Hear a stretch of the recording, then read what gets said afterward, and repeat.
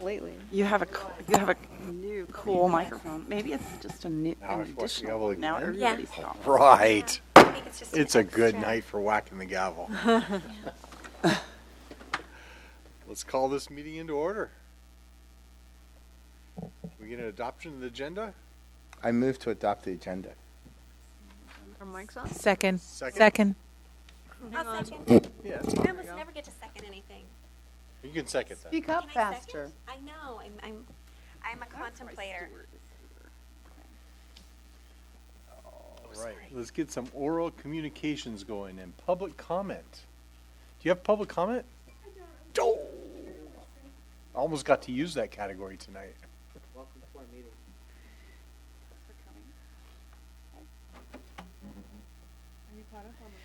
I have one public comment. I'd just like to remind everyone that Mountain Watch is leading hikes on the first and third Saturday of every month. And the mountain right now is just glorious with waterfalls and flowers starting to bloom. And it is spectacular. So sign up for a Saturday hike, first or third Saturday of the month. And where do we go to meet them? They meet at the Mountain Watch office, unless otherwise posted, 44 Visitation Avenue, 10 a.m. Long pants, long sleeves, decent shoes. Okay, cool. No dogs, sorry. That's a bummer. Yep. I don't know if we can actually discuss this tonight, but if we can't, I would like to agendize an item for the next meeting, which has to do with the very prosaic subject of sandbags that are used by the Public Works Department of the city, which are disintegrating on Quarry Road, and little shreds of plastic are going into the bay. So I wanted to talk about those at some point. I'm not sure what the proper venue is, and maybe we can't do it this week because it's not agendized. But perhaps there's a way to squeeze it in. Well, again, chair and committee member matters is for committee member bringing up items. I don't think any. Say Quarry Road on there. But I don't think Agreed. that it needs to be an agendized item. You can We simply, can do it with Quarry Road issues. if I may. Okay. Well, It No. doesn't really fit into the purview of any of the subcommittees we have. No, but I don't think that it's an item that needs to be discussed. You could simply contact Public Works at any time. I have. Oh, Who they're did in you trouble contact? now. oh. 508-2130. What? 508-2130. I sent them an email on the online thing, and nothing happened. And I'm assuming this is because they want to use those sandbags. And I understand that. I guess everybody's using those sandbags, but the fact is that they photodegrade, and little shreds of plastic are making their way into San Francisco Bay even as we speak. That's horrible. That is horrible. There are the burlap ones. Karen, could you get back to us if there's a particular reason that staff is adverse to burlap bags? I can, yes. Well, But these items are for item 7. yeah, let's talk Okay. about it in that All right, sure. part of the agenda. Sorry, I got excited. Any other oral communications? Let's see. I'll keep mine to 7. Thank you. So item 3, as the chair allowed to add to the agenda, was brought up at the Climate Action Plan Subcommittee by Glenn Fieldman. So I did ask, as you see, and it says on the agenda, Stuart Schillinger, Administrative Services Director, to be able to discuss the city's practice with regards to our banking and the background and going forward. But I don't know if Glenn wants to introduce why she asked this item to be agendized first. So I'm sure everybody's familiar with the controversy about the Dakota Access Pipeline, which is now under construction. The biggest worry about it is that it will cross the Missouri River, and as we know, pipelines break, they leak, and people are very concerned about a threat to the water supply. There are also climate change issues connected with building a lot of infrastructure. It kind of bakes in the use of fossil fuels for a longer time. And I should have put that in the letter, but didn't, so the committee may want to tweak the draft letter that they have a copy of in front of them to include climate change. Anyway, there's a national campaign, or should I say campaigns, to try to get this pipeline stopped. The Obama administration responded to some of the protests, especially the protests by the Standing Rock Tribe of Sioux, and subjected the pipeline to additional environmental review. But that review process has been canceled by the Trump administration, and the permits have been given, and the pipeline is going forward.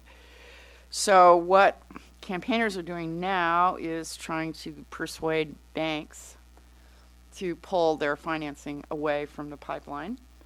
And as part of that, to persuade cities to stop doing business with banks that are financing the pipeline and to tell them why. So this letter, which I drafted in a big hurry, and I'm sorry about that, is requesting the city council to stop doing any business the city may be doing with Wells Fargo and to tell them why.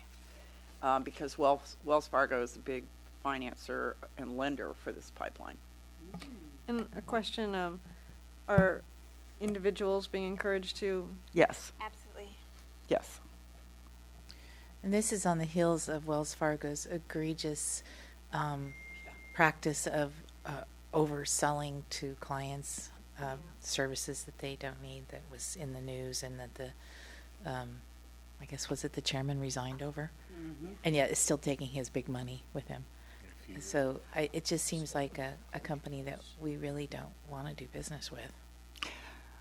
I don't know to what extent we are doing business with Wells Fargo, but it seemed like a safe bet that because it's a California bank and a lot of institutions do business with it, that we ask the city to look over what business it is doing. And if They it are is our doing primary business. bank. Their primary bank? They are the bank that we deal with. So we would have to go out and do an RFP to get another bank. Other banks that are also involved in the pipeline are Chase, Bank of America, which dropped us, JP Morgan, Chase, and U.S. Bank. So the challenge that we will face is to find another bank that we could use in the area. When Bank of America dropped us, because they didn't have enough collateral to have as many governments in deposit as they had because of the Dodd-Frank law. Mm-hmm. Wells Fargo had enough. We went and looked at First National, which is a community bank, but they didn't provide the types of services that the city needed to have. It took us about 3 months to find Wells Fargo. We'd probably do a full RFP. Going through a full RFP would probably take us somewhere between 5 to 6 months to do, and then it took us about another 4 or 5 months to disentangle ourselves from Bank of America. So, I mean, if the city council directs us to do that, it wouldn't be something that we'd be able to do overnight. Quickly, yeah. It would be something that would take us probably close to a year to be completely disentangled.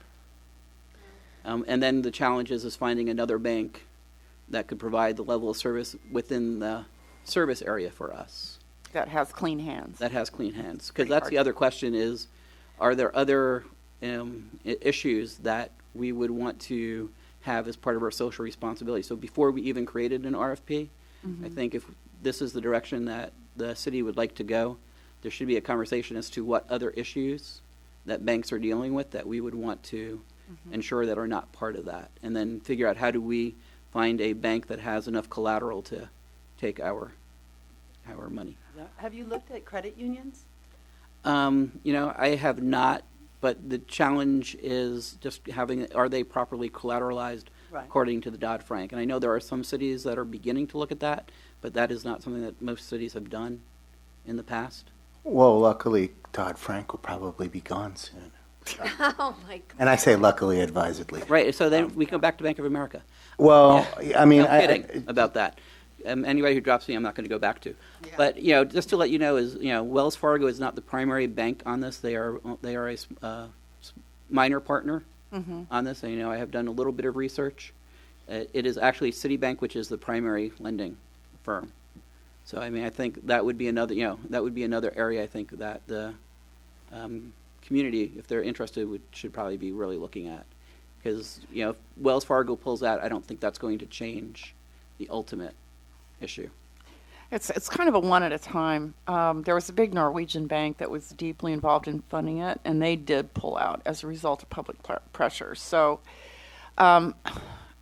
thank you for what you said, Stuart, about the city adopting some, maybe the city should consider adopting some kind of socially responsible banking policy, which is kind of comprehensive. And obviously, that's beyond the purview of this committee, but I think that's a good idea.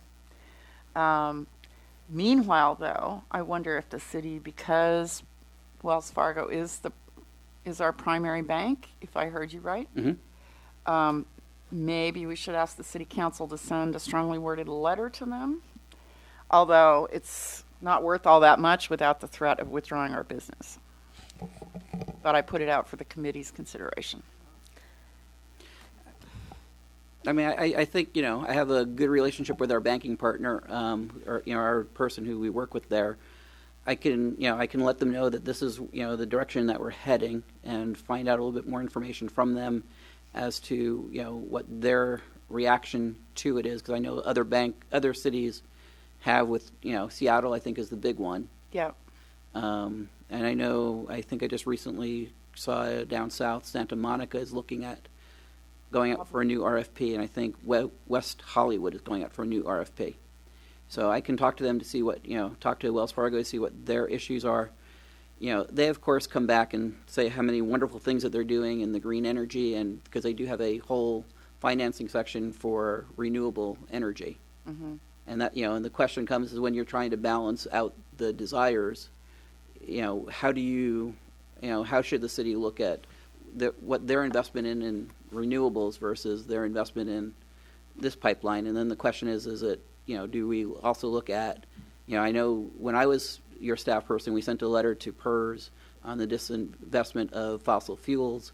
Mm-hmm. Would we also include, a bank that has investments in fossil, does banking with fossil fuel companies included? And it becomes the same question, the same conversation we had last time when we were talking about that, is it becomes a real challenge. And then when you make it to, how much staff time it takes to go through the process, I, of course, is going to recommend to City Council that we strongly word our letter, and that, maybe what we do is, find some way to work through a process with them so that they can come in and explain more about what they're doing, and can we encourage them to do more community-based work with us. And that would be, because, as I said, the amount of time it's going to take us to go through this is going to be a very long period of time and a lot of staff resources. Mm-hmm. But I do understand what you're saying, and it's just trying to balance everything out. Stuart, how long have they been our primary bank? Ever since Bank of America dropped us, which was about a year and a half ago. So the RFP that you did at that time isn't exactly... We did not do an RFP at that time because we did not have any choice, and we had to do it within a month or two. Okay. Do you think it might be prudent to just start the RFP process so that we had other options waiting in the wings in case Wells Fargo decides to drop us or something? And check out San Mateo County Credit Union as well? So, I mean, I would agree with Stuart that I think the first step should be sending a message rather than threatening to withdraw or starting an RFP. I think switching banks is a very big undertaking and will take a lot of resources from the city. And if Wells Fargo is open to listen just by sending a message rather than threatening to withdraw business, that will most probably be sufficient. So maybe we start there if the city council is supportive of that, to use Stuart to send a letter or to have a conversation with them and see what their response and their reaction is, rather than jumping into RFP. I mean, I think switching banks is a very big labor-intensive process, and we don't even know, we don't have a suggestion for a clean bank that offers the range of services that we have. So I just want to jump in here. I was wondering if you could do me a personal favor, and I would consider it a personal favor, Stuart, because I'm 99% sure that New Resource Bank will not have the services the city of Brisbane needs, but they're the only bank I know of that is 100% social and ecologically conscious, and they're based in San Francisco. What's the name of it? New Resource. Yeah, I mean, I noticed that when I was doing research on this topic, that is a bank that people are recommending. We can check into that.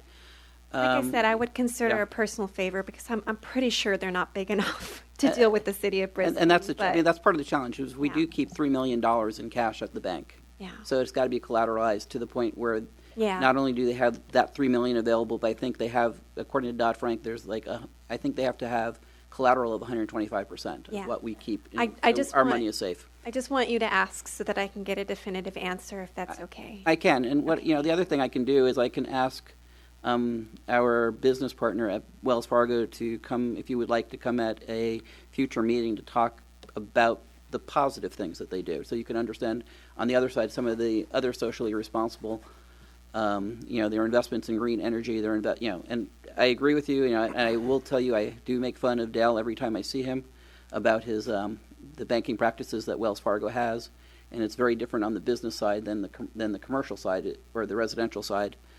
And he understands that it is annoying, and he does understand from a city perspective that they are not the most favored bank.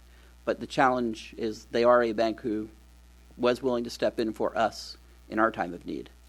But I can ask him if he would be willing to come to an open space and ecology committee meeting in the future to talk to you about some of the green energy investments that they make and some of the community banking that they do. Actually, I think that would be a waste of time. Oh, okay. I personally speaking, I That's don't. fine.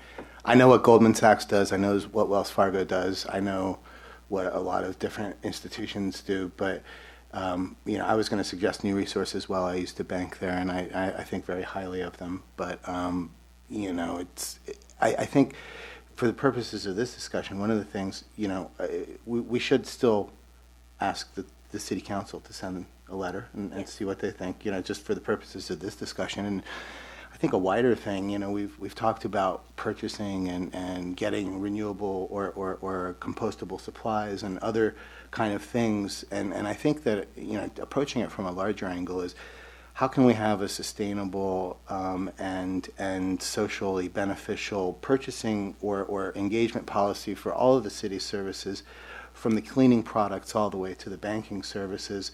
And let's come up with a framework, or let's encourage the city council to come up and work with stakeholders in all the different areas to come up with a framework and then make decisions going forward based on that. And instead of taking our money away from people we don't like, we actively seek out people we do like and invest in them, like New Resource. But rather than trying to break that whole thing down in this particular meeting, in this particular discussion, let's get this letter to the council and then maybe try to encourage the city council to have a broader sustainability plan with regards to purchasing.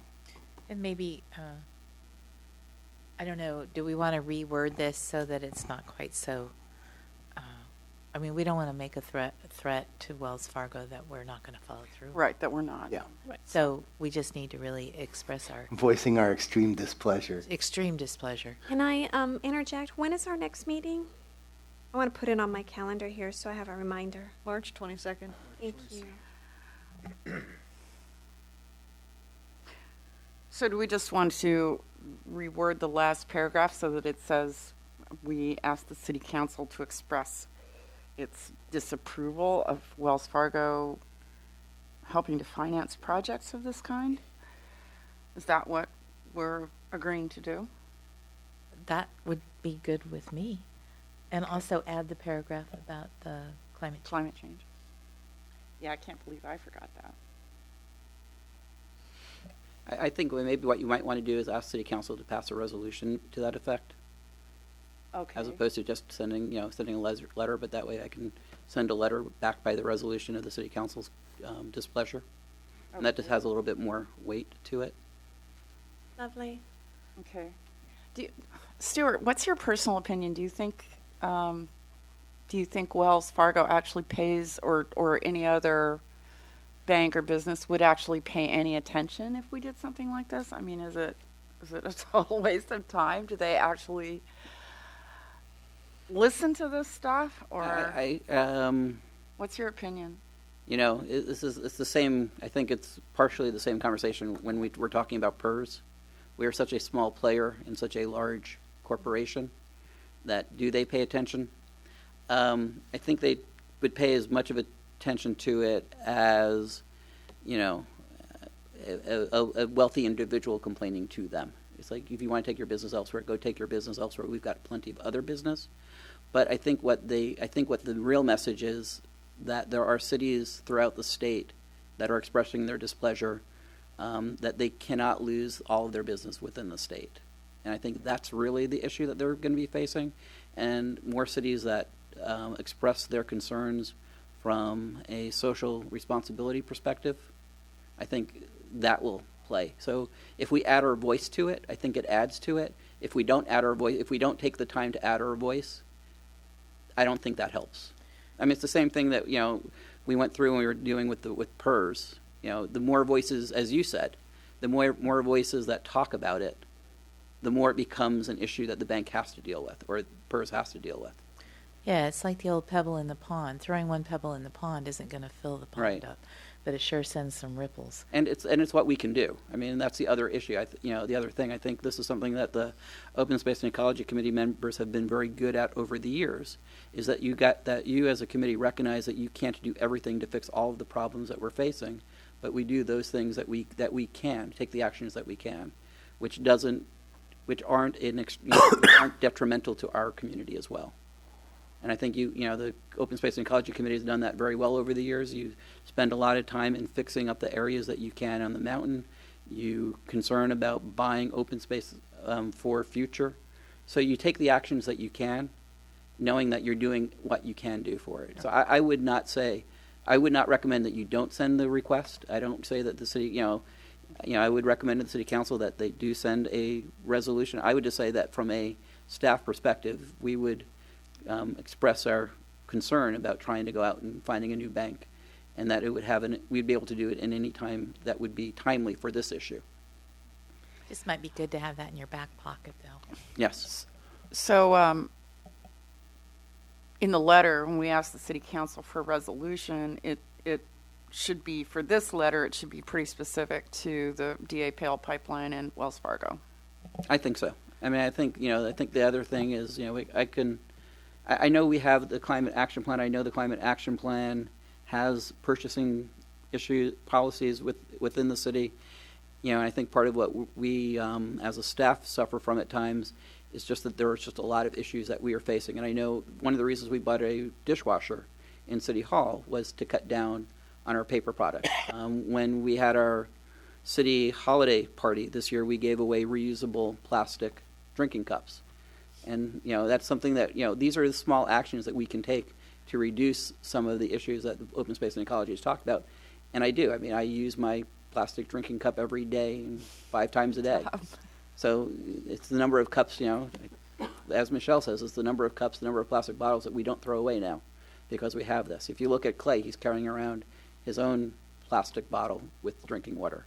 So I think the concerns that you guys have expressed are taking hold, and as I always advise people, this is one of those things is we're planting trees and we're building towards the future and creating a zeitgeist for a society. And I think the more that we can do to create that zeitgeist, the better off we will be in the long run.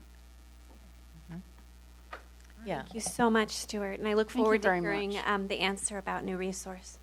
And one other comment, just as other cities go away from Wells Fargo, we can see who they choose, and perhaps there'll be, a trend towards some other bank that might be more.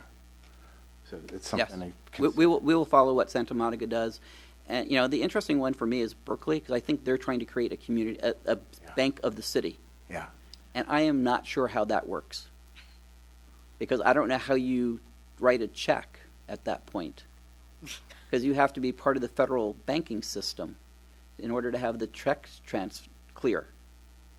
You've got to be part of the banking system to do this. So I'm not quite sure. And then I don't know how you store money in your city hall for if people are trying to create it as a Bank of Berkeley. So Bottom desk drawer, Stuart.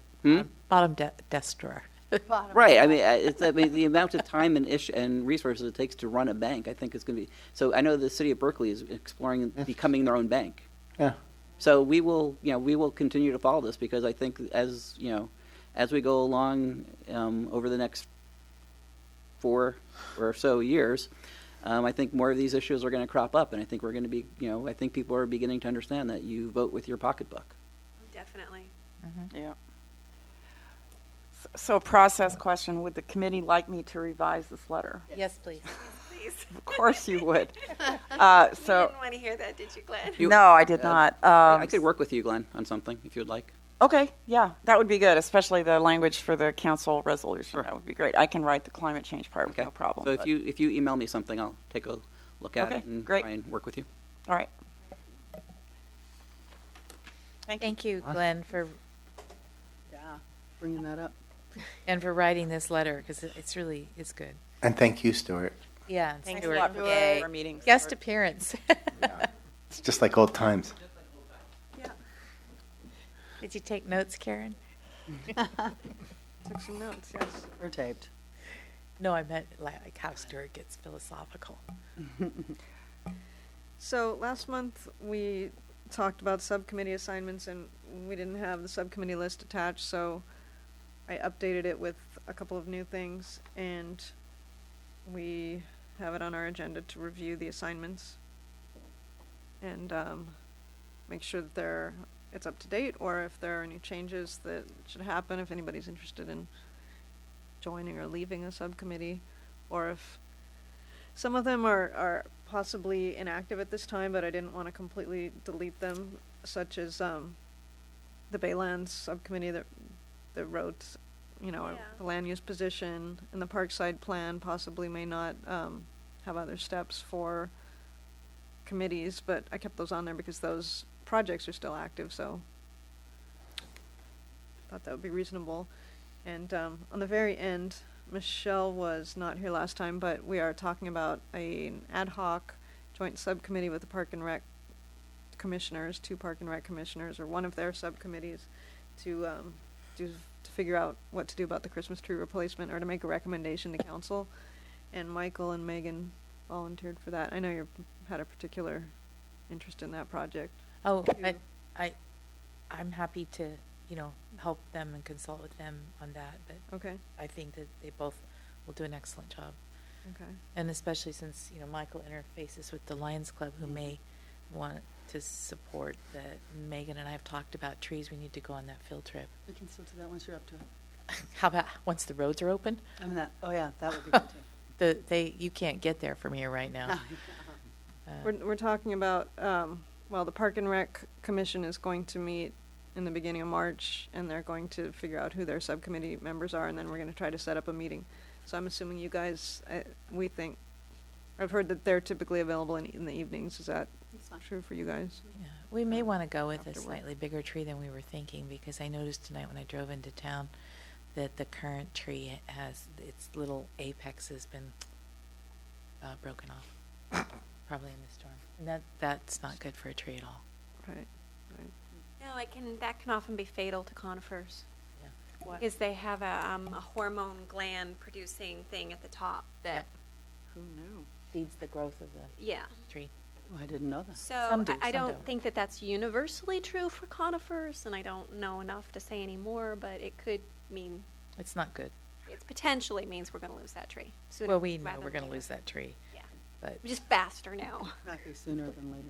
less attractively.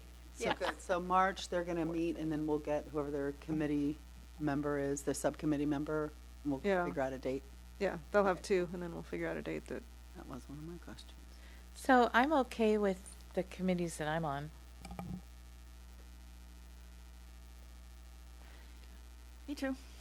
Yeah, I'm fine, except the only thing I wanted to say is I'm really not doing invasive species articles anymore unless I'm going to start doing them again. But I Right. haven't been for a while. Right.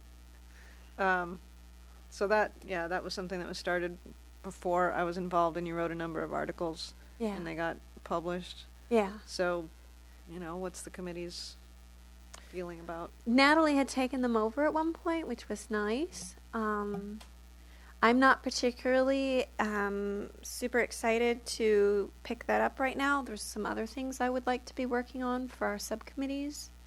Personally, I feel like I'm more excited about. Not that they're more worthy, but Maybe we should change that to the invasive species ordinance we were talking about. Yeah, Yeah. that's true. Forget the, Yeah. I mean, the articles are, but the ordinance is, I think, really important. More toothy. And Yep. Yeah, that's correct. We had talked about pursuing that versus education. Had we named who was going to be involved in that? I'd have to look back on my notes. I don't think so. I'm not sure. Oh, that sustainability website. Weren't we doing something with that invasive species, Kelly? Or was that the sustainable webpage subcommittee? Oh, you know what? We did talk about that. Is correct. We did talk about that. I thought so. Okay.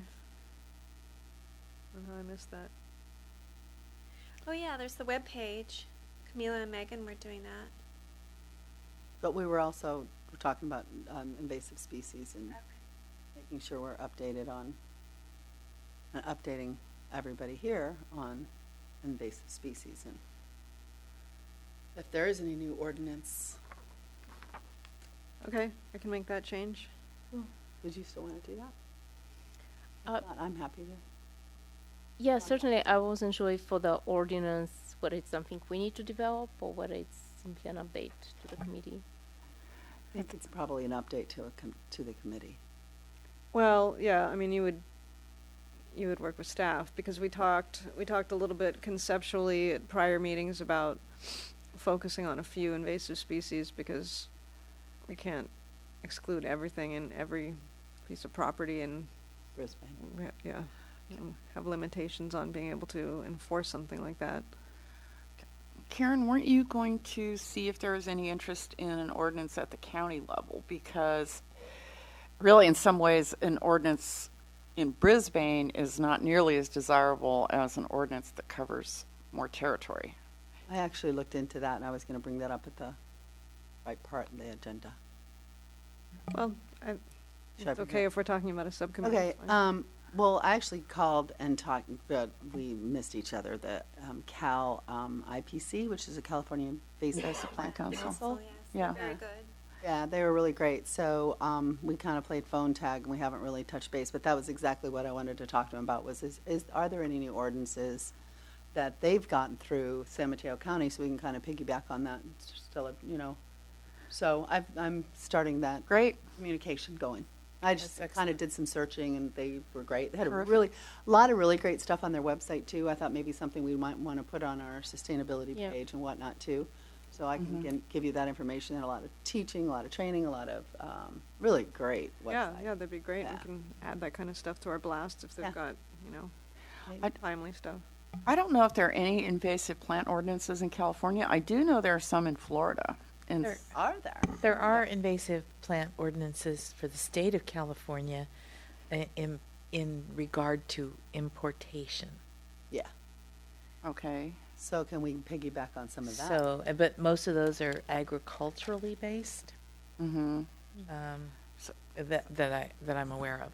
So what we have in mind is an ordinance, I think, that is more like Florida's, which prohibits homeowners, as I understand it, from planting certain things, and also requires homeowners, if they have, properties that are infested with problem invasives, to remove them. Because Florida is just, they're just overwhelmed by several invasives like Brazilian pepper trees. It's going to cover the whole state unless they start getting rid of it. So that's what I was thinking, because there are people in town who I've seen them, cotoneasters in their yard. And as long as those Grass in the cotoneasters are there, the birds will eat the berries and spread the seeds. And Yep. so you really can't get rid of these things unless you, An ordinance. yeah. Is it the whole state of Florida that, are you familiar with? I think it's more counties that at the county level that it's done. I did do some research on it way back when, but I haven't done any lately, and I don't have any time. So I'll do some research on it. Yeah, one of the challenges countywide is that we have a lot of microclimates in Yeah. the county. Yeah. Yeah. And so some things that are invasive in one area aren't invasive in another area. But there are some countywide invasives like pampas grass and that could be addressed on the county level as well as the city level. You may have asked that, but I haven't pursued that at all at the county level. It seems challenging if it's not being initiated to Yeah. get them on board. I'm struggling. It may not be, because the county park service is very concerned with that too, because they have, are trying to protect the county parks as well from invasive. Yeah. And San Bruno Mountain, of course, is endangered species habitat, but I don't think we're the only endangered species habitat in the county. No, the Peninsula Open Space Trust might have or the Open Space District Yeah. and the trust both might be interested Yeah. in something like that. And Well, I know- the peninsula. Somebody spent a lot of money taking pampas grass off the slopes above 280 down closer to Edgewood Road. Now some of it's grown back, but it seemed that somebody, and I don't know who, maybe it was Caltrans, was going after the pampas grass down there. And pampas grass is horrible stuff. I mean, a big God. plant, you really have to you have to attack it with And heavy it's equipment. mean. Yeah, so I don't know who was doing that and who budgeted for it, but it seems to me it could get some legs, and it's got to start somewhere, and let's at least look. Yeah, or maybe we can We get can't, a we North can't. County ordinance, all of the areas surrounding San Bruno Mountain, and what is it, Milagro Ridge and all of that. Okay, those are good thoughts.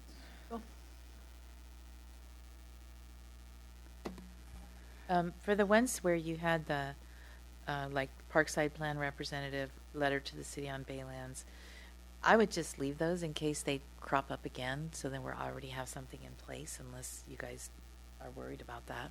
Yeah, that's kind of what I said. Yeah. That's why I didn't want to remove them. So we might still be writing more letters to the city council about land use considerations. Yeah.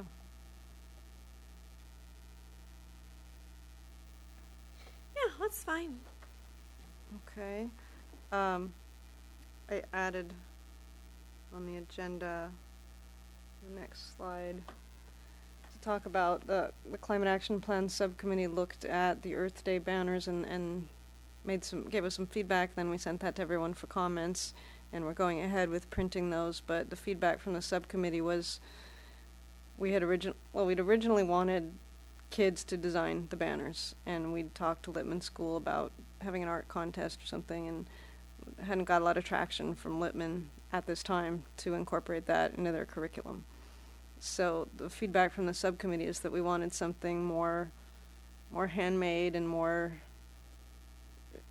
just having a different aesthetic and a different feel than the banners that hopefully everyone looked at that we sent out about a week and a half ago. Mm-hmm. So I do hear back from Park and Rec staff that if we wanted to do something like that, we'd have to have a process. We'd probably have to involve them.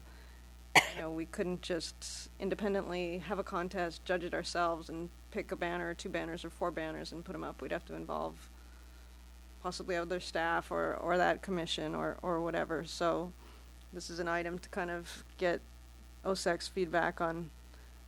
This would be for next year, and the idea from the Climate Action Plan Subcommittee was that if it was something that was handmade, there wouldn't be the cost of printing that we had for these, so it wouldn't be something that would be a cost issue to do. It would just be a matter of management and figuring out.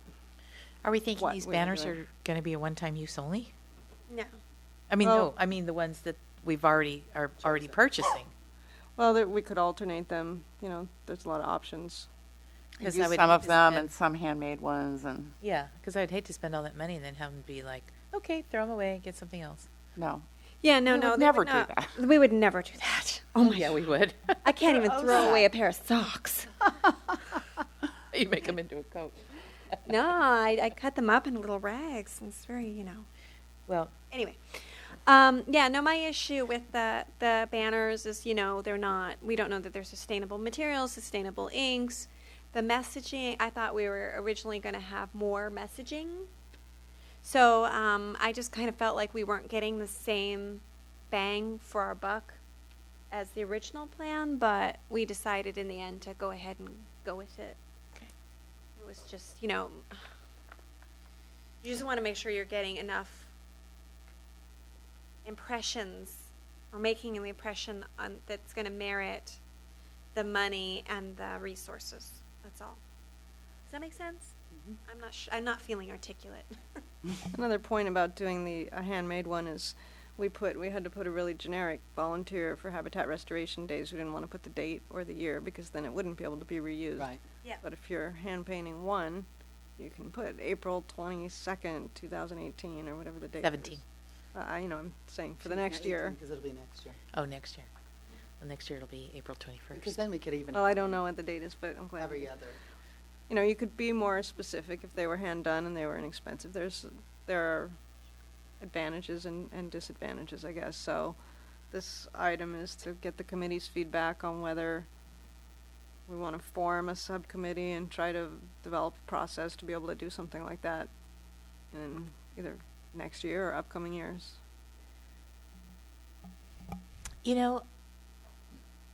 I think we should see how it goes with what we are doing with these. I'm not a big fan of the banners, period, along Main Street. I think I'm sorry. Never mind. Just Yeah, we get a lot of positive feedback. We definitely get a lot of positive feedback. Yeah, I like it. good. Someone else on the committee. I'm glad that everybody loves them. Everybody except you, Michelle. I think they're pretentious, Oh, well, that's just, Objections Does anybody want noted. to provide another viewpoint? Or? Okay, so we have already selected four banners, right? That's correct, and they're going to get printed and they're going to go up in late March and stay up till the end of April. Okay. Well, I mean, I think so. We have it for this year, so we don't have to make a decision on the subcommittee this month, right? We can wait maybe until May and make that decision. Sure, I don't want to wait too long though, because this process will move at 50% of the speed of bureaucracy. So Yeah. Well, if we do eventually want something else, we will have to start. And we are Way talking far about in going out advance. to the kids and the school. Yes. Doing a contest. It's gonna and, I mean, that's take gonna take a lot of ages. management and getting. Well, yeah, and we may not be able to Park work. and Rec wants to weigh in on the criteria. It's really going to be like. Yeah, we may not be able to work through the schools, but we still may be able to work with adult entirely or child likely. artists. We've got to kind of Have a lot of decide. artists in town. I wouldn't rule out working with the schools. Well, so far, every time we've tried. Well, Yeah. So far, Oh, yeah. But you you're you going to have it change in that now. for us, right? well, Linda? no. I mean, I do know somebody on the school board. You do? Yeah. No, but I mean, let me see if I can, talk to other school board members and see if it's something that we can. Without violating the Brown Act.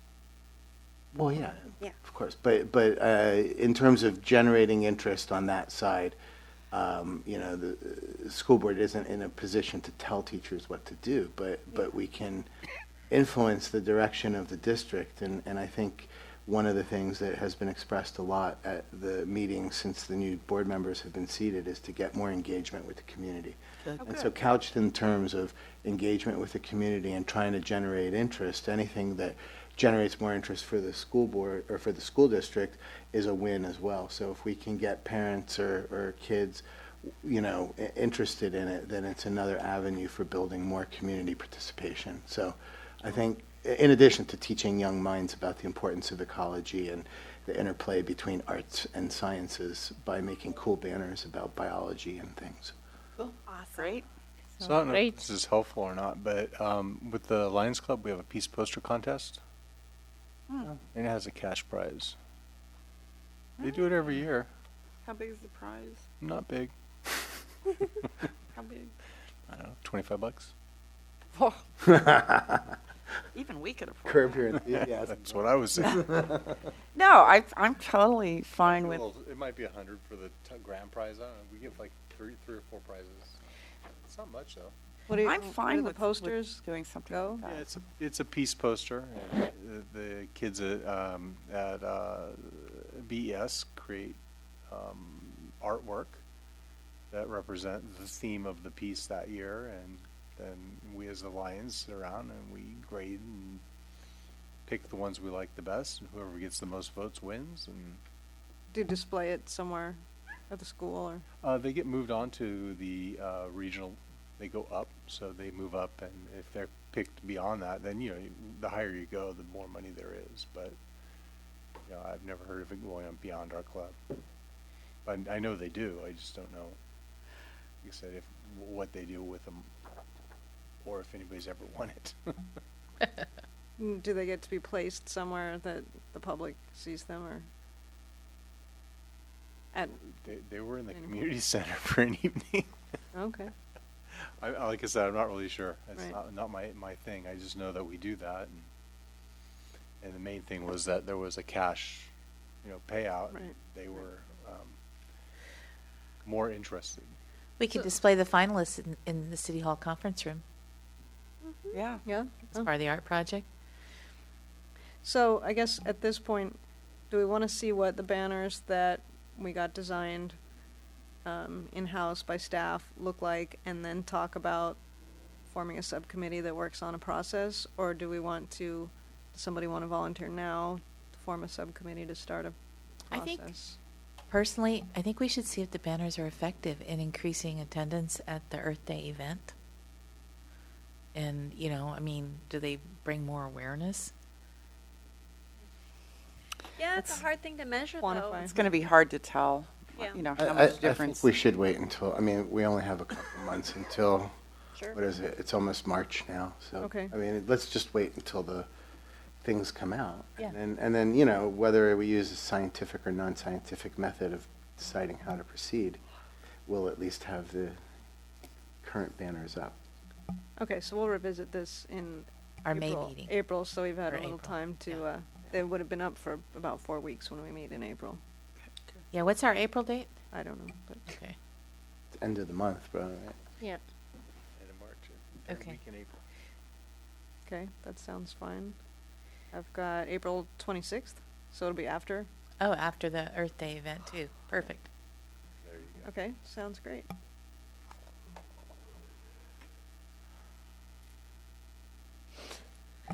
So the calendar, I took Natalie's calendar for last year, and I'm sure we probably reviewed this at the beginning of the year. Some things shift a little bit, some things are placeholders. But I think we wanted to go through the calendar and see if I've got this accurate, because Natalie had been managing this for a number of years and she's not here anymore. So one of the things that had been brought up was when South San Francisco Scavenger does a presentation, and looking back just a few years, I saw there was a little bit of inconsistency. We did have them come in the beginning of the year, last year, and possibly the year before, because they wanted to promote the food scrap program, and then they wanted to report back, or we wanted them to report back after 1 year of it being implemented. Prior to that, I think they were coming, their annual diversion rate report is due to the state, to Cal Recycle, in August, and they were coming after that to present the results of that report. So if we had them come early in the year, it would be sort of stale data that they would present. So I think I put it in early, but, we can talk as a committee about, I said staff plan, scavenger presentation. Actually, that's how I placed it, because it wasn't actually on this list. So I'm interested in feedback on that, on when the committee would like to hear from them. I think August is fine. You I know, don't think we have anything pressing. I think we do. Oh, we do? I do. All right. I think that, I think we need to review the whole green waste bin process and education with the community. There are two things that I've noticed since we've had the green waste bins. And one is that I don't think that everyone is using them to their fullest advantage. But the more important thing is that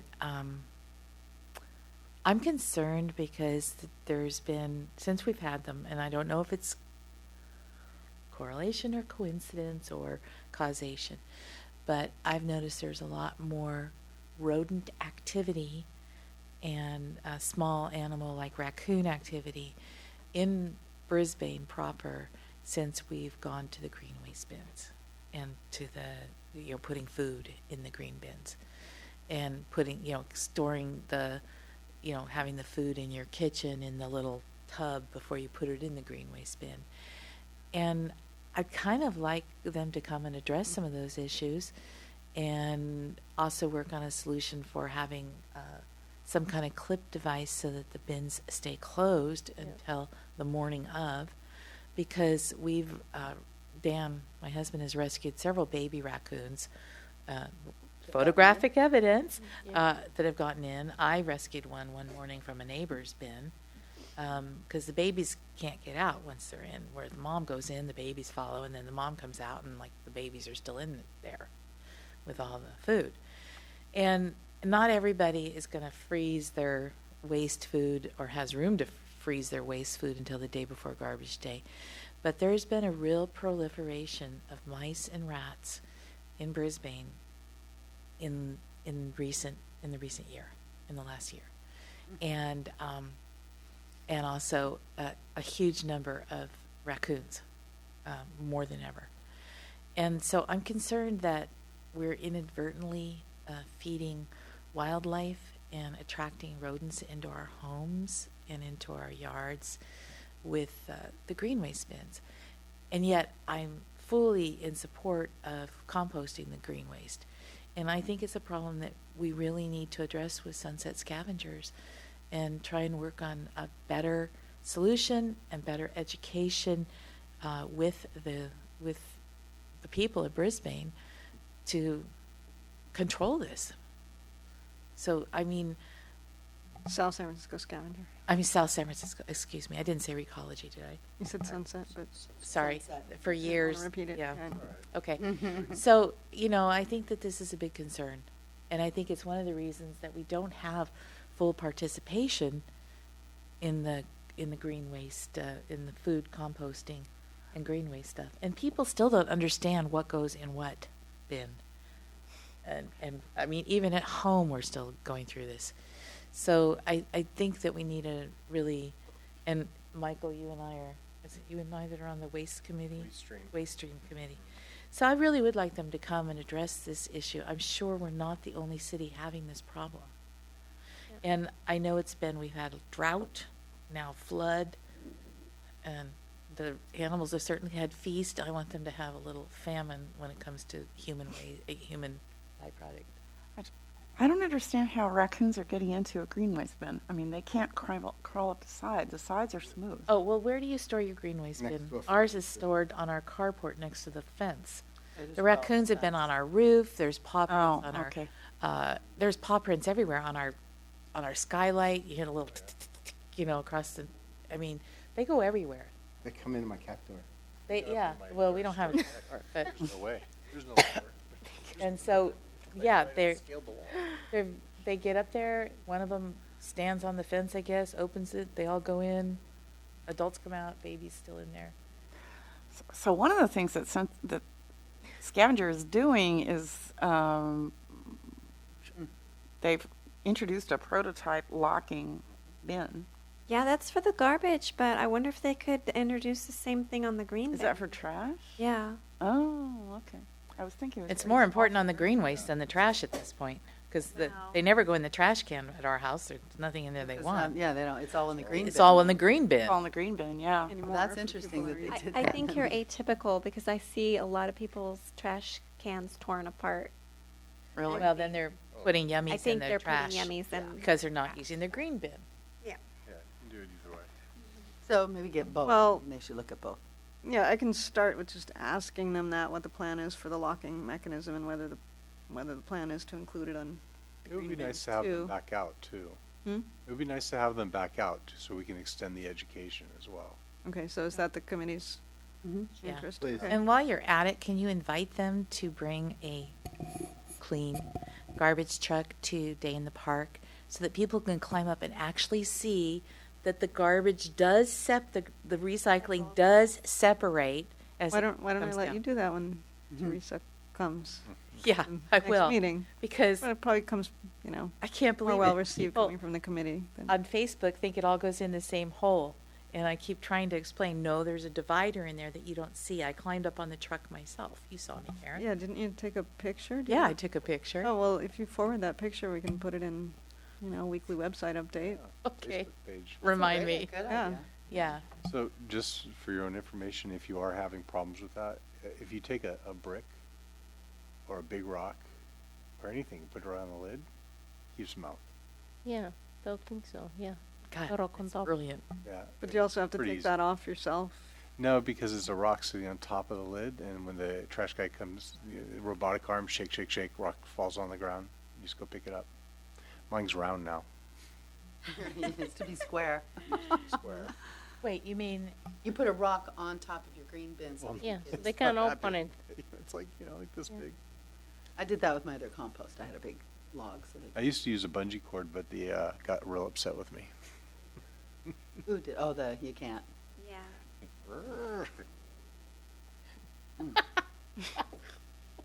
And for Day in the Park, Michelle, we will probably, I was thinking about that too, and it's not of it, but I think the same thing, we really should have that same setup that we had last year with the Oh, yeah. shadow boxes and stuff, because a ton of people came up and were asking about it. Yeah, but imagine kids getting to climb all over a garbage truck. That's kind of I fun. know, that's very fun.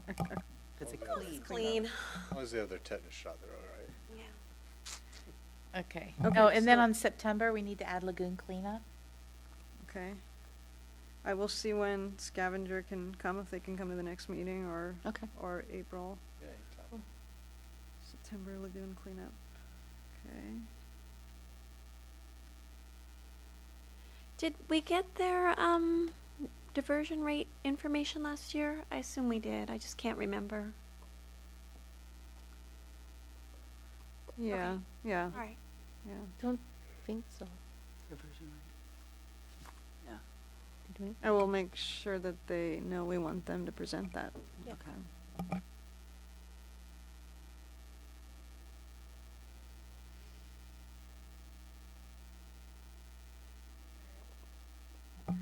Again, this is, we can revisit this because this isn't exactly complete. This may not have everything that we do, and I can continue to amend it as we go forward, but I think for now, if we don't have other comments. What's Bay Day? We put that in because it was something that I have a hard time naming the organization. I don't know if it was a nonprofit or it was the Coastal Conservancy declared a day in October as Bay Day, and some agencies that fronted the bay had activities, so we just put it in as a placeholder. There was a declaration at council that it was Bay Day, but we thought that we might be able to come up with an activity or be part of. Isn't that when lagoon cleanup was? No, it was different. It was like 'Cause those- activities on the bay or on the shoreline, not Okay. cleanup. Because I talked to somebody. Oh, it's like okay, yeah, it's not a cleanup. It's like do stuff. Kind of. Right, like a recreational activity. Fun. So can we find out what that date is? Yeah, I'll look Okay. it up. All right. Put the date in there. It might be something fun to do, something at the marina. Right. Yeah.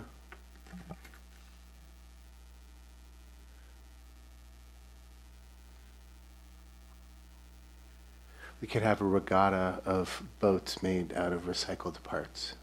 That'd be fun. Most of them are. October 7th, Saturday. Oh, okay. Is Day in the Park? That's for 2017? Is Day in the Park the first weekend of October, or is it going to be last weekend in September again this year? I haven't heard, but I can check. Yeah. See if they've 'Cause decided. Yeah. I think they moved it last year, but To typically it's September. always the first weekend, which would be. Oh, actually, Saturday, no. If it's the 7th, then that 7th would be the second weekend. No, would it? No, October's the first?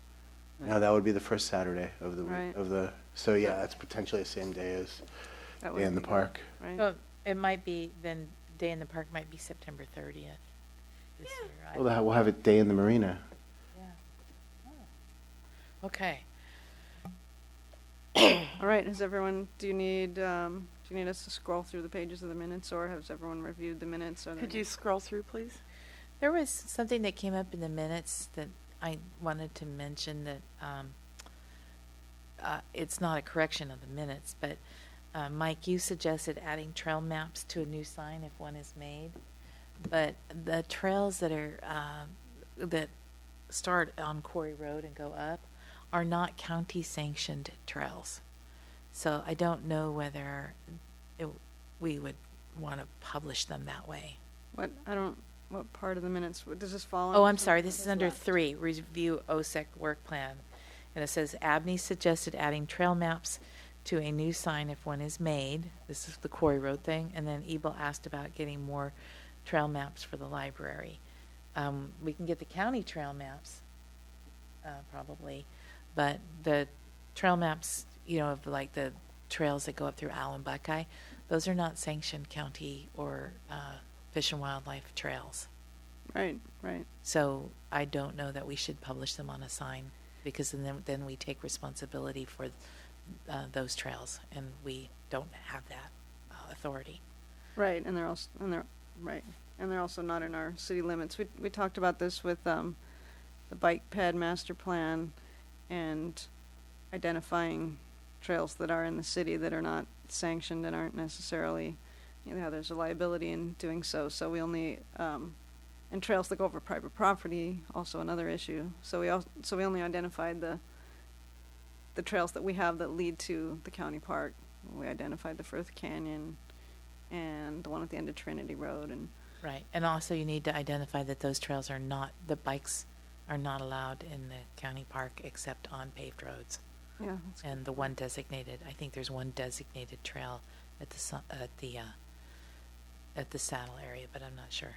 But mountain bikes and bicycles and motorbikes are not allowed on the mountain.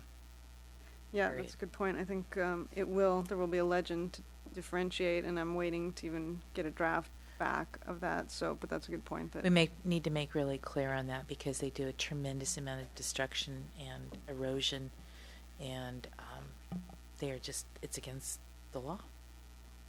So the only two ways to get up to the top of the mountain legally are the two pathways that you mentioned. that do not go over private property. Yes. Okay, so we can't, so it's worthless putting a trail map in there, because every single patient that I speak to that wants to know how to get to the top of the mountain, I don't ever tell them to go those ways. You can tell them to sign up for a hike with San Bruno Mountain Watch, But again, that would be going over illegal pathways, no? but it's not published.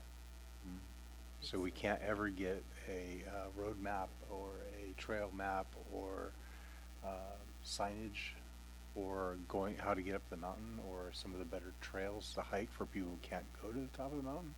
Not at this point.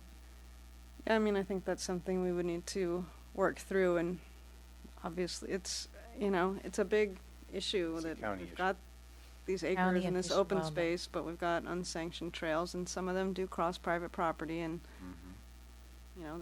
it's something we could work towards. But I'll just keep drawing those maps. so we're gonna talk about the Quarry Road signs a little bit further down. We've got a couple slides for you. So right now, I've been drawing maps. for adoption of the minutes, approval of the minutes. I move to adopt the minutes. Second. All in favor? Abstain. I was So moved. there waiting. Oh dear.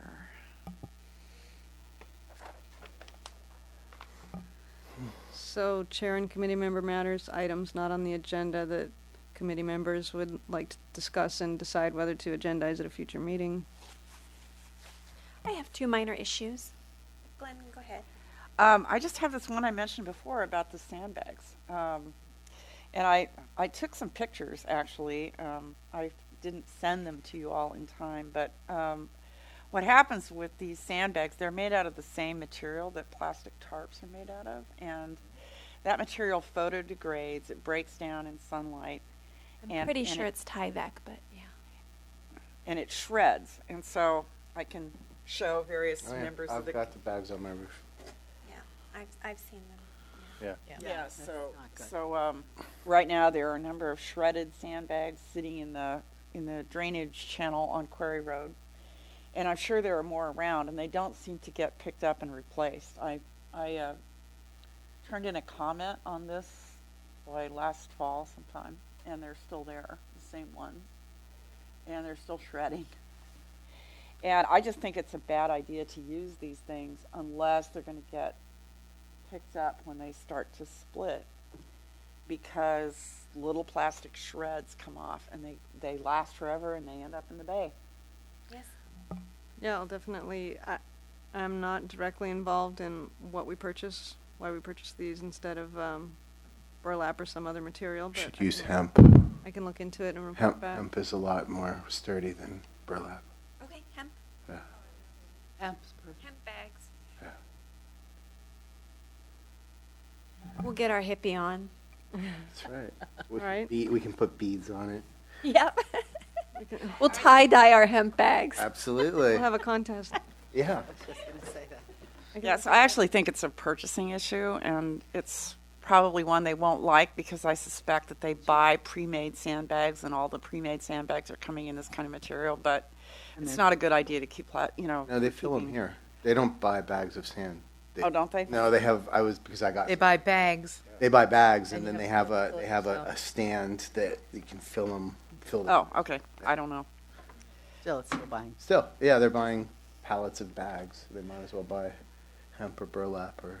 Yeah, something biodegradable. Going back to the environmentally friendly purchasing guide. Exactly. Yeah. Another great example. It's a good call. Very much so. Okay. Great. So I can give an update on the Lippmann Science Fair. Oh, Wait, wait, we're we're not not done still with on- chair and committee matters yet, are we? Oh, we're not on this part of it. Okay. I had two things. I was just thinking it's a good time to reprint our contact sheet since we have Bob here.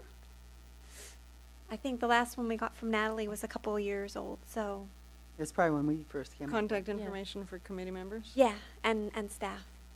Staff. There used to be a sheet. Okay, do you want that as printed or as email or I both? think it'd just be as email. I'm not sure Email. what anybody else. Print mine. Email. As per normal. I'm sorry, I save it all and I refer back to it. Yes, you do. I do. I'm still a, sorry, paper girl. Yeah, it's okay. And then I think it was our last meeting. I had asked Ken some questions about the San Mateo reach codes that the city of Brisbane's considering adopting with vis-a-vis the building codes and the solar. And I'm wondering if those questions were followed up on. I kind of feel like they were, but now it was. Yeah, we that. we canceled that one meeting in what was it, December or January, and so December, yeah. So brains have sort of gone astray between here and there. At least I know mine has. Yeah, mine has too. You know that the council did adopt Right. the Yeah. solar things. I had wanted the. I'm trying to remember the exact details, and I can't. I probably have to go back and look at the video to even figure out exactly what my question was. But it was something along the lines of, it's this much solar for this or this much solar for that, and I was wondering why. And the thresholds were pretty. It was commercial, and it was like some percent of the common area provided by solar. Oh yeah, and if it's mixed use, residential and commercial, would it be possible to make those requirements cumulative? If there was roof space? Yeah, and he didn't answer I that have at not the heard time. back. Okay, I was Did thinking not that, answer at the time because it was something he needed to go back and talk to them about why they did what they did, and if it would be possible to use that data without completely doing a new study. Yeah, I remember. I thought, based on the meeting minutes that I saw from what was presented to the council, that all these things were addressed in what was presented to the council. well, that's what I was going to ask. Did you, do you know that it's not in the staff report? No, I don't. I think I had to miss that one for some reason. Okay. Yeah, I believe it's in there because Okay. I saw that from the notes that all the things, it specifically said that the requests that were brought up by the OSEC committee have been addressed in what's presented to the city council. Okay. Since you know which session that was, could you send me the link, Camila, or? Yeah, I think it's the December session, right? So that Yeah, it we had can look to it come up. to council twice, so I think it came in the beginning of December and the beginning of January. Yeah. Okay. And the staff report, maybe it was different, so maybe the beginning of December would have been the more complete one. I believe so. I believe it was the beginning of December. Then that's the one that I saw it in.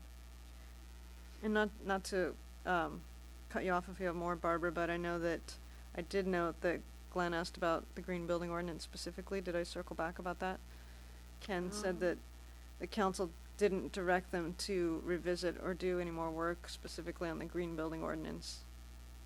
they want to leave it as is and have both be requirements that overlap this time. Okay. So I have two chair and committee member matters, if you're done, Barb. Sure. Yes, please. First one is, I had brought up about having the no dumping and no littering signs at the freeway exit. And absolutely nothing has happened there except more litter. This is the freeway exit where you get off on Lagoon Way. Mm-hmm. And I don't know how to move that forward, Karen. Just I mean, On our part, it's just been staffing, but I'm not sure if the area, did we talk about whether that was Universal Paragon's property? you were going to find out, and some of it is, some of it isn't, but the public right-of-way is there too, so we can post a sign on the public right-of-way. You know, I mean, it's disgusting. And every day you see somebody stop there, and, you know, and I just feel like we need to post it, and I don't think UPC would mind if we posted it, if it happened to be like 1 inch on their property. But if it is their property, then they're responsible for cleaning it up. But it's gross, and we should have a no dumping and a no littering sign there. Yeah, to the extent it's challenging to catch people doing it. You know, you have a sign and Well, you can't catch it. You go clean it up after the fact. But at least if there's a sign, they know it's a $500 or $1,000 fine. Maybe they'll think twice about it, that somebody cares enough to put a sign there that says, no, don't do it. You know, You know? I'm wondering, this is probably crazy, but they do all sorts of wonderful things with cameras these days. I mean, No. really, might there be some way to put cameras in certain strategic places where a lot of dumping happens and see if we could get license plate numbers or something and prosecute some of these people? Because I think the word would get around. Yeah, the word will get around, especially amongst truckers. has anybody seen that happen? Because you need, I don't know if you can solar power a camera and have a Wi-Fi hotspot. Yeah, I don't know. It's beyond my pay grade technologically, but Well, I mean, in terms Well, of there's- reading in the news that anyone's doing that, you know. Who knows? They certainly do it for red light running, you know? Well, there's They already make a power ton at a of money off traffic of that. signal. There's power out there because there's that big green box that is a big control station there. But, you know, they do all those wildlife cameras Yeah, and stuff like that. Caltrans has ramp meters there. They have power. They don't necessarily, Share it? yes. Okay. Well, Because we looked Probably at, crazy. signalizing that, and we don't have power out there. yeah. I'm sorry, not signalizing. Well, we lighting have the at intersection. we have those blinking signs. Those are We have solar powered. blinking signs. We ought to be able to have a solar powered camera catch people in the daytime doing it. They do it all the time, day or night. So, and my only comment would be that there are staff limitations and, Okay, just a sign. All I'm asking for is a sign. yeah. And then the other one is we never moved forward with the night sky lighting issues in Crocker Park in particular. So, Is that another subcommittee? well, it's, This is I would say technically it's the Climate Action Plan Subcommittee, but I think it would be, that this would be a good time for the committee to talk about whether that should be separately a subcommittee, because it is kind of a, I've been harping on this for years now. And so you would be on a subcommittee? yeah, I will be actually. I'm just I'll do that one too. you know, and I'm need sick another of seeing the lights on the field on when it's pouring rain and all that stuff. Yeah, I mean, it would be great if there is a switch that people know where it is on that field, on the ball field at the Mission Blue. So many times the lights are on, and I pass by with my dog, and I want to turn them off. I just don't know from where.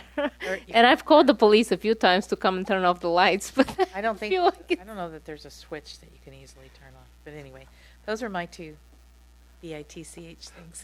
I'm sorry, have we established a separate subcommittee Yep, to we do just did night with sky? Barbara and Michelle. Yeah, I don't. Would it really be climate action plan? Because that's not so much a carbon reduction thing.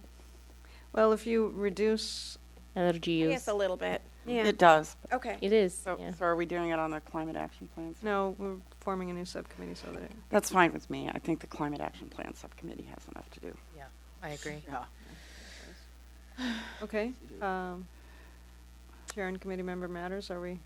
Whitman Science Fair. Well, Or there's So any that's other? actually, it's on the agenda. Yeah. No, I meant, is there any others? Any other? Fine with me? Waiting for people to say something. Yes, sir. Let's move on to the science fair. Okay, great. So this year, I think we had another great year with a lot of very interesting projects that I got to judge and select 2 of them, and we also provided these green stickers that I think were Barbara's idea, and Karen and Bob printed for us. So I selected 2 projects, and I also gave about 25 of these green stickers for most eco-conscious materials. So I think a lot of the students have used eco-conscious materials, which was great to see. And so hopefully these stickers have inspired students as they think about the materials they use in their projects this year and going forward, for them to select more eco-conscious materials. And the 2 projects that I selected as winners were both focused on like use of biodegradable and eco-friendly or eco-conscious materials and processes. So the 2 winners are Michelle Stuckey and Theodore Lee. And the first project was about using biodegradable laundry detergent and the impact it has on aquatic life and plants. And the student did a project where they tested the impact on plant growth of water mixed with laundry detergent that's biodegradable, pure water, and also the third test was with water mixed with non-biodegradable laundry detergent. So she was able to measure what happens to plants when she waters them with each one of these 3 different types of water. And she saw that the biodegradable laundry detergent mixed with water has pretty much the same impact as water. It breaks down, so it doesn't have a negative impact on plant growth. But the non-biodegradable laundry detergent certainly had a negative impact on plant growth. So I thought that's a great way to show that biodegradable laundry detergents or dishwasher detergents really make a difference if people use biodegradable, eco-friendly detergents that has positive impact on aquatic life and on plants as this water flows into the bay and in rivers and creeks. So that was the first project. It was called Plant and Detergents, and so I thought it's a great way to show the impact of biodegradable detergents that people can use every day. And the second project used by Theodore Lee was about dissolving packing peanuts. So I chose this project because I saw a student that's thinking, how can we reduce the footprint that all these packing materials have? We all love ordering things online, but they all come packed with a lot of materials that we then have to figure out how to recycle or dispose of. And so the student tested different liquids that you can dissolve these packing peanuts in, and he tested pure water, water mixed with salt, water mixed with sugar, oil, and like different ways to figure out if you soak these packing peanuts in them, which one is able to dissolve or shrink the material the fastest and the most. So it reminded me to what South San Francisco Scavenger is doing with the composting and how they're using, how the whole process of composting works. So I thought it's great to see a student thinking about how do we compost and reduce the impact on the environment from all these packing materials that we all get every day when we shop online and we get things delivered at home. So I thought these are 2 great projects, both in them thinking about the impact on the environment and how we can really reduce the pollution and the impact that we have on the environment from our everyday life. And there were some other great projects as well in terms of thinking how can we store solar energy and how can we preserve energy longer. And so it was great to see students really thinking about the real problems that we're facing today and how we can address these problems. So it was great to see so many good projects. I actually have one chair and committee member matter that I forgot. I'm sorry. It'll come up next month. Go ahead, spit it out. Kill me. So part of our education outreach, we were going to partner with things like the San Mateo County Library Teen Film Festival. And so I just picked this up today, and the submission deadline is February 28th. Good luck. So, good luck. My main thing is, it got me thinking, like, and also Dana Dilworth had this thing about like a eco photo contest that was put on by, not the Lions, but someone similar to the Lions. And I'm just wondering, how do we reach out and, I don't even know. I'm looking for committee feedback on how do we reach out and grab these opportunities and get them on our calendar early enough and get the community awareness out there so that our citizens can actually participate in the, the eco photo contest and the filmmaking festival. Because 9 times out of 10, this exact same thing happens. I see the photo thing that I saw that like 2 days before the deadline. How do we, is there like some kind of online clearinghouse? Can we make a database? Do we just start cold calling the library system? I don't know what to do, but I just feel like that we're missing way too many opportunities, and it's making me crazy. Probably get on the mailing list for the library, Okay. I would think. I mean, I get the library thing, but in the Star, the calendar, but Probably the San Mateo County Library has a mailing list of Okay. its own. I imagine that they do. So City get a lot one of us. stuff. Well, that's what I was going to say. I thought we posted some of the stuff that the library does. Did we not? I don't Anything about read that kind? everything, but I didn't see that come across. I don't know. I could have just missed it. Yeah, and maybe it's happening to a lesser degree and needs to be. Yeah, maybe the volume just needs to get turned up. Any ideas? It's hard because I'm sure a lot of these things are stuff that they're doing on a short timeline too. And so, it just compounds it that we don't have time to. And they're not Back to annual, right? They're participate. not showing up that they're annual, so it's not like we could calendar it. They've done this before, but I think they didn't do it last year. I think they did it 2 years ago. So it's a little. I personally, as a citizen and a volunteer, only have so much time to run around and herd the cats. And and there's a lot of information out there, so that's the challenge. Is Yeah, we can keep There's putting way stuff too much out, but information out Yeah. there. putting a lot of. So speaking about an annual event, I'm moving on to Habitat Restoration Days. We had a really good meeting with city staff, Steve Beatty and Jeff Franco and Karen Kinzer, along with 2 representatives from Mountain Watch, Paul Buscal and Ariel Cherbowski, and myself. A representative from Parks and Recreation Committee. It was an oversight not to include them because Jeff was reading Natalie's notes and didn't realize that she was referring to a PB&R committee member and as well as the OSEC committee member. But we did decide on 2 Habitat Restoration Days. The first one will be on the 4/22.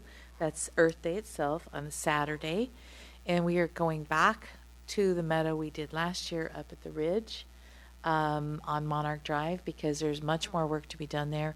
It is a viable butterfly habitat with really good examples of various wildflowers.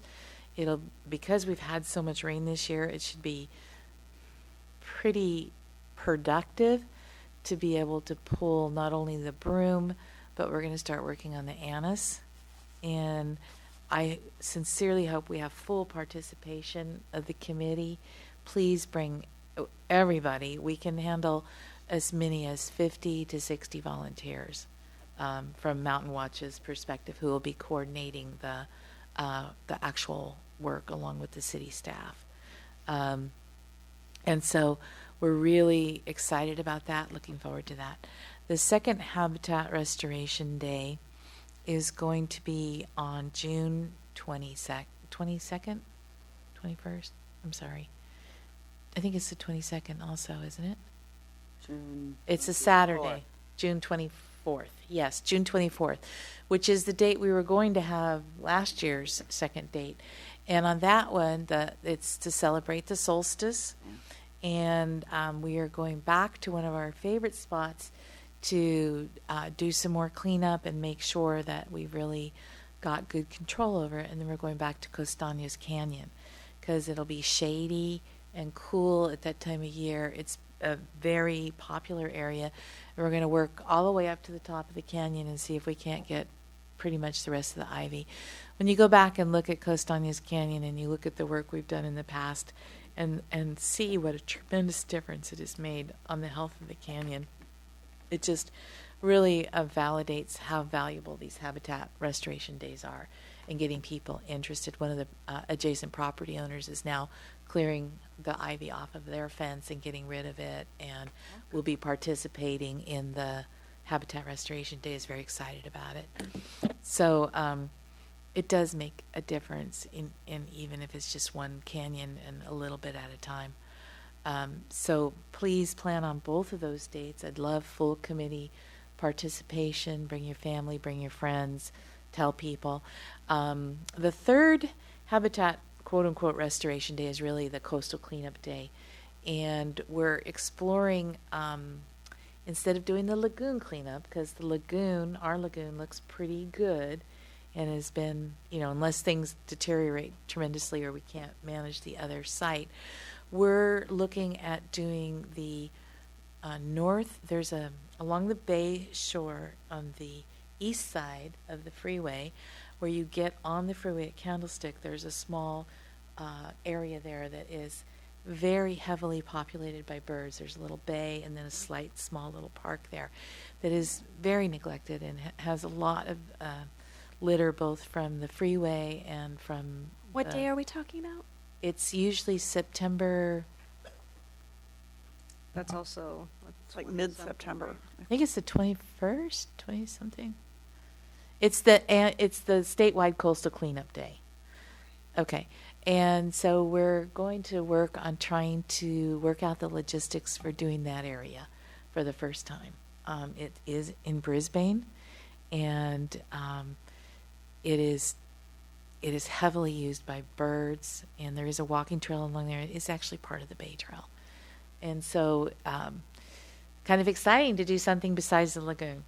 And we're working on the artwork for the T-shirts. David Scully is trying to put together some new drawings of a... September 16th. September 16th is Coastal Cleanup Day. Thank you. It's a really worthwhile spot for us to work in. I've been pestering Recology, and they have been cleaning up Beatty and their areas for debris all the way up to the freeway on-ramp. But they can't send their people further because they're without putting out cones and stuff. But the city staff is looking into getting permission to maybe close a lane so that we have more access. And I hope that really works out. Otherwise, there's always stuff to do at the lagoon. But it'd be nice to do this new area that really, really needs some tender, loving care. So for the for Earth Day, we're looking at doing a butterfly on the T-shirt. Yes, and we're doing those soft, beautiful, organic cotton T-shirts again. Yay! And for the canyon, we're looking at doing a banana slug again, or some other, really canyon animal. And then for the Coastal Cleanup Day, it'll be a shorebird or a fish of some type that's relevant. And whether David's able to do the drawings in time or whether we seek artwork elsewhere is kind of being determined right now. I'm on David's to get it done. So that's my update. Anybody have questions? Very excited. Except that I can't go to any. Megan. I love them. I work my butt off on them. I love know. them. I bring people. I've been telling everybody about them too. Well, bring all the told people all the and then go Jericho- do what you have to do. I told all the Jericho Project guys about it. Yeah. All those big guys, those burly guys. Oh, yeah. Totally were into it. Yeah. I mean, it's great to have I can kids. help you get and it, but I can't. yeah. Oh, that's fine. Get people to come, though. Promise me now. Getting people to come is Love the those big thing. things. Okay, that's done. Climate action plan. We are reaching out to the local businesses. Yeah. Yeah, we'd like to. I mean, when we did the Quarry Road cleanup, Recology brought like 4 of their top executives to come clean up pick up garbage with us. Oh, cool. Who are the worker bees? They did a lot of work. Are you kidding? They worked their you know what's off that day. Some of the hotels along the bay, the Yeah. DoubleTree got involved. Yeah. I think there's a lot of places we can reach out. Yeah. Okay. I'll help reach out. Reach out. I can't go. When are we gonna have some materials? Like, for example, for the one on the ridge, I mean, there are even these companies that are right there at the bottom of the hill. We can, have some flyers or even announce them to the HR people, and they can spread it to the employees. Like, when are we going to have, like, things on the website or some printed material or? Yeah. How soon can we have some materials about the first one? We can do that right away on the website. I'm sure Natalie had a structure and a timing that she did that. But did we have a printed, like a Yeah. handbill kind of flyer before? Yeah. Yeah. Okay. And I remember last year being frustrated because I couldn't take the image and capture it and post it on Facebook or post it. Yeah, it's was better if really it's some kind of a picture rather than PDF. I think she had it as a PDF, and you Yeah, it's can't better really. to have it as a JPEG, Yeah. Bob, so that we can be able to capture it, snatch it, and proliferate it. And Okay. big, legible. So I'm happy to review it with you when we get there. The webpage, typically we just post PDFs. I don't know about getting in and adding photos. I'll look into that, but I've only been trained to do adding PDFs as attachments on the webpage, so. The webpage can be a PDF, but we need to have it available in JPEG form so that we can share. Yeah, okay, repost it. perfect. So do And- it on the website PDF and then give us all a copy Got it. or whatnot. And we're not using the T-shirt artwork as part of the flyer. It doesn't Not need to yet. be, right? Well, we don't have it yet. Yeah. So I'd rather just get the flyer done and Yeah, because for the flyer, I think it's good to have it at least a month in advance or more, so people can put it on their calendars, and And we get it in can this- get the businesses and everyone to be aware. get it in the luminary and the star and all those, we really need to promote it to get Yeah. people to come. So we're 2 months now, so we can turn that Yeah, around pretty now's a quick, good yeah. time. Okay, Because look, some people are already booked. yeah, It's a popular day. yeah, right, I'm not booked. okay. Oh, good. That on my calendar. Coastal cleanup, baby. Okay. Climate action plan. You want to do it, Barbara? Oh. We talked about stuff. God, I don't even. Staff updates. We talked a bit about Yeah. the toolkit, so we wanted Yeah. to. did oh talk yeah, about that's the right. We toolkit. talked about the toolkit. Camellia was going to bring it to Kima. What happened? Get it, Kina? It's here so he can have it. Oh, you brought it here. Oh yay! So Barbara, I'm sorry I interrupted. I was gonna look at the toolkit file, and I never Yeah. got it. Yeah, I sent it to Bob. Has it? Okay.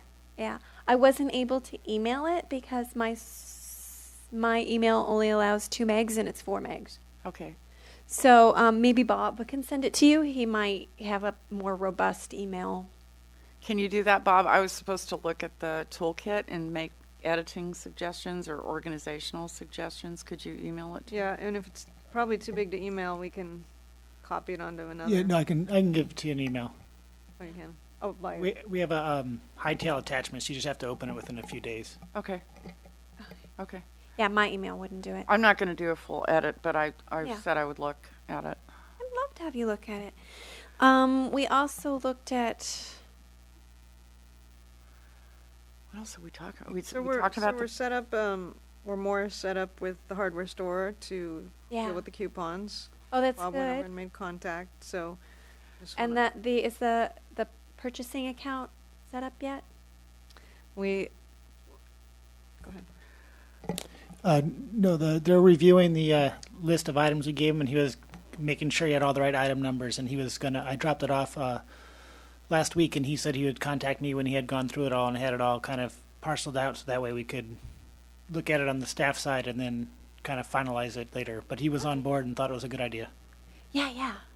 I talked to him about it a while ago, and he seemed very good. So, what else? Jog my memory, Karen. What else did we talk about? So I'm supposed to be working on training slides, which Yeah. I will get to as soon as I can. Yeah, we talked a little bit about water. we can now include information on the water bill. Yes, doing outreach on water bills, Yep. which is in the staff update, but this month we're doing something related to the Peninsula Clean Energy Sure. campaign. And, well, you talked about demand response. There was some stuff that were just ideas that we need to agendize for future meetings, so Yeah. talked a bit about the toolkit, the banners. Oh yeah, we talked a training, lot about the banners. The training, textile recycling. Yep. I sent my husband off with the first load today to H&M. Oh, textiles. Okay. Yeah. Did the rest of the committee get that? I think they did in an email, correct? But I've Get found what? that H&M takes the textile scraps and has a video about how they recycle or they also work with the same company that Recology worked with in their pilot program, which is ICO, that recycles and reuses scraps Yeah. that can't be Yeah, worn anymore. H&M's program, at least their advertising campaign led us to believe that they do top to bottom, usable clothing to garbagey scraps and sort it all through everything. So, very excited about that. To actually have functional textile recycling. Yeah, you've been looking for that forever. I have been looking for that forever. And yeah, because it makes was a so private much. company, we couldn't put it on the city website, but Yes, that's why we sent it's it a- out in case yeah. you wanted to post it or blast it. Yeah, oh, I should post that I think I was supposed to post that to Facebook because I can post. Right. Can you send that again? I think I missed I it. don't know if I got that either. Yeah, I don't think. I don't think it was. It might have just come to Glenn and I, but I Yeah. did see an email, but, Okay, I we'll didn't- I resend. don't remember getting it, but then We'll resend it. Yeah, And then would you that, please don't make a note that we want to talk to South San Francisco Scavenger about that too, because we've kind of approached the idea and we kind of had to work through Yeah. if there's additional costs and then ask council. I'll send it to people that so. We had talked about just doing a couple time a year, recycling campaign here Yeah. in town. if they're really, if it really works, I mean, that this turns out to be a good thing, we should invite them to come and have a booth at the Day in the Day in Park. the Day, Day in the Park. yeah, South San Francisco Scavenger, textile. Yeah, All right. H&M. H&M. Oh, H&M. Yeah. If they're willing to take away a bunch of stuff, they can come and be a business, pay booth fees. No, I think we should invite them and not have them pay a booth fee. It's Okay. worth it. If they're going to take away all textiles and Okay. And just advertise that they do that. Yeah. they can make a Right. big whole thing, bring people and camera. That maybe they're a British company. Oh. Remember the? Danish. Are they? Does it matter? Does it matter? Well, it might be hard to Doesn't matter. contact them. I'm sure they Then have how the hell do they pick up the sure they have a North stuff? American headquarters. Yeah. They must have a North American headquarters. Yeah. So does anybody else put it feel on the like, because listing. H&M has actually not got the most high marks for corporate responsibility. No, Hardly. they use, the reason they have such cheap prices is they use Bangladeshi slave labor and Right. buildings that are prone to burning down. Yeah. So, I mean, I think, we just have to be sure we are making a conscious decision about who we're getting in bed with. I'm not for or against it at this moment. I just, It's true. Okay. Not slave labor, but, All right. Pretty So we go close. on to Call staff center. updates. so do we want to invite them today in the? Well, let's find out. I said if Okay. it works out that they're a good partner. Okay. I don't know them. It's nice. The first I've heard of them. Okay. But can we move on to staff updates because Okay. I'm spent. Yeah, I am too. Sure. Sorry. Staff updates in 5 minutes or less. Okay. Try it again. So we got asked about the signs along Quarry Road. So Bob went out and took a bunch of pictures. That a couple of things have been fixed, but some of them are. We just wanted to go through. Bob likes to take down everything. You can always watch the video later. Good Take job, down every Bob. word. We love Bob. Bob's the So, man. 5 Bob's spots. I don't know if all of these were even mentioned last time. First Wow. spot on the map, sorry, has a no dumping sign that is city property. So I don't know if this is one that you mentioned, Glenn, but Yeah, she Looks did. like one that should get. Actually, I was talking about another one, Oh. but then later I saw this and saw there'd been a bunch of dumping right by the no dumping sign. And a bunch of thought this was graffiti the on the graffiti no one. dumping sign. That is what There were happened. 2 graffitied ones. Oh no. And this barrel, I'm not sure if it's probably not something that we are picking up. No. But Bob, was the mini fridge still out there? So one day I was walking out near this sign, and there was a mini fridge that had been dumped by the side of Quarry Road. So I guess not, huh? It was gone. Somebody took it. Didn't see the mini fridge. So for this one, we want to look at, do a service request to replace this sign and investigate this barrel, and if it's actually something that's picked up. Can we maybe put the sign behind glass next time? Because glass is a lot easier to get spray paint off of, and I think it's just going to get tagged again. Okay. Oh, I wonder who's up there tagging. Me. GCB. Did you see my initials?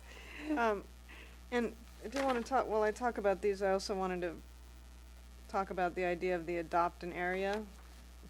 Regular people are reporting that they're finding trash. If they might be interested in, we could, OSEC could kind of work on whether people could have ownership of it and could have a sign that says this area picked up by if they wanted, but we could also supply pickers so that when you're out for a walk, you have a picker, you have a bag, and if there's just a little bit of trash, that people can participate in keeping these areas clean if it's a regular route that they visit, you know. So that's something to think about, bring it back. Okay. So the second one, I think we talked about bike access, and this is a county sign. Seems to be functional. This was one that had graffiti on it, and it's a metal sign, and Bob said he was able to clean off the...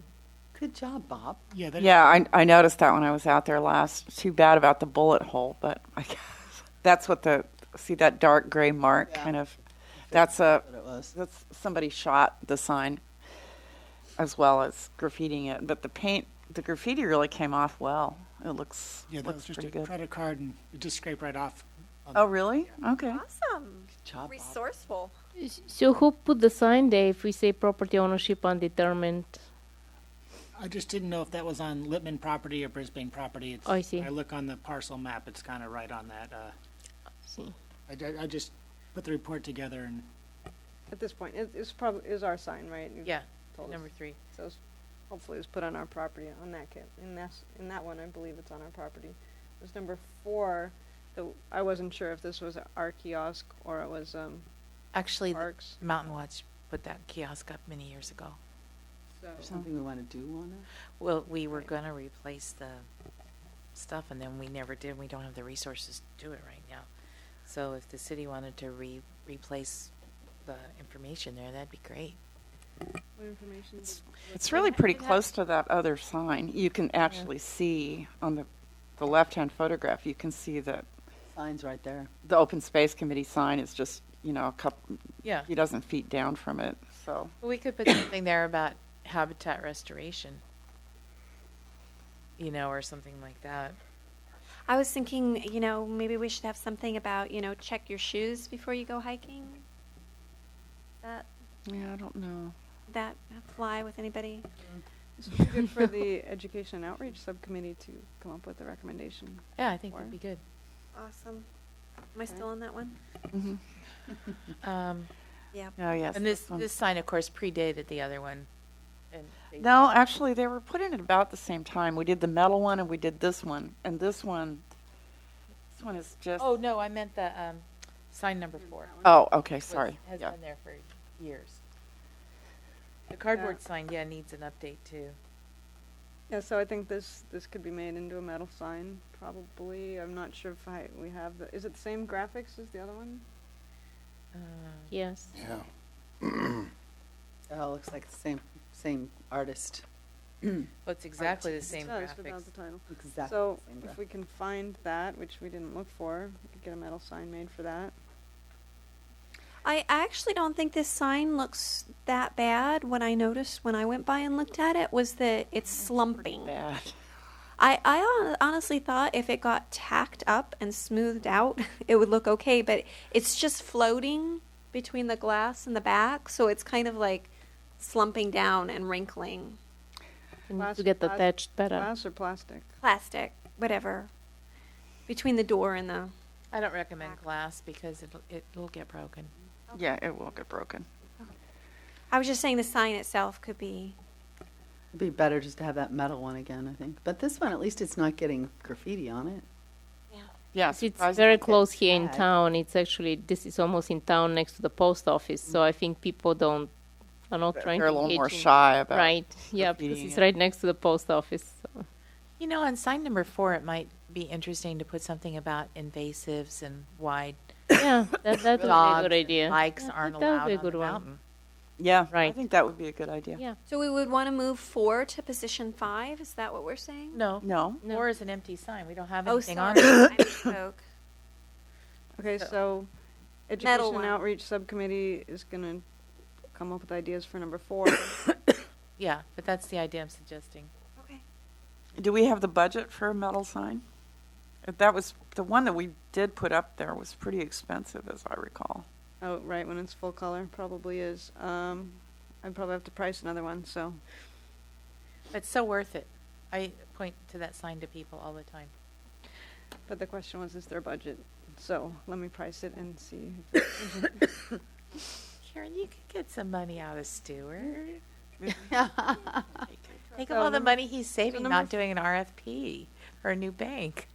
That is a lot of money, probably. saved. Unless New Resources says they can do it. Oh, actually, yes, we I are might bug. collecting Okay. some more business licenses from vendors, so there should be funds.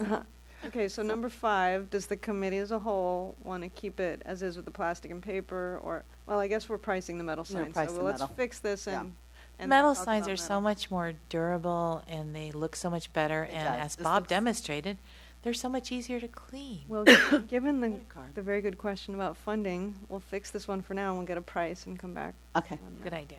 Yeah, just tack it up and straighten it up to start with. Oh, yes, the skateboard park. So, Bob said there wasn't. When I went up there and took this report, there was only that stool, a sweatshirt, and a box, and so I had picked up the trash relatively quickly without having to contact the county, and Okay. and then The rest of it probably washed away in the flood. Yeah, I think it's I just much hate to more say trash that, but- usually. Yeah. I walked around pretty well, and so that was what I found when I went up there. So Oh, good. Good. Sweatshirt. So, Yeah, I think a lot of stuff has washed out of there. Some of the smaller bits, the pop top rings and things like that, washed Somebody's downstream by now. obviously picked it up though, because like when we had the quarry cleanup, we got a dumpster full of. So are Yeah. people generally interested in an adopt an area idea? Should we put that on a future agenda? Yeah, Yeah. yeah, Okay. we could discuss it. Because, Oh, I you know, have one farmers- question for Bob. Bob, when you were out Quarry Road, did you notice the place where all the trees are getting ready to fall off on the downhill side? They're actually getting pulled, tipping over and going to land on the power lines. Did you notice that? no, I wasn't. I kind of just drove up there and was looking on. I was on Okay. a sign hunt, so I didn't know that. Okay, so I should get in touch with planning department? Is that who I talked to about trees getting Well, it ready to fall depends down? whether they're in public property or. I don't know. Oh. They're just on the side of Quarry Road on the downhill side, and you can actually see where a couple of them are starting to pull up the ground and getting ready to keel over. Are they all the way up or in the lower part, upper part?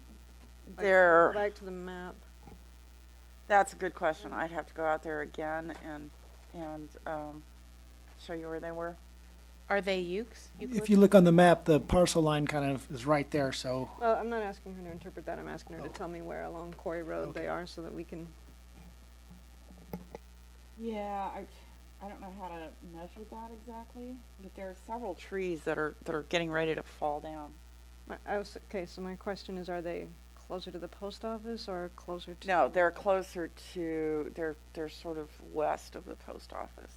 But on that lower, On the lower part, and they seem to be Monterey pines. On the west Might- side or the east Oh, side more of, pines. of road?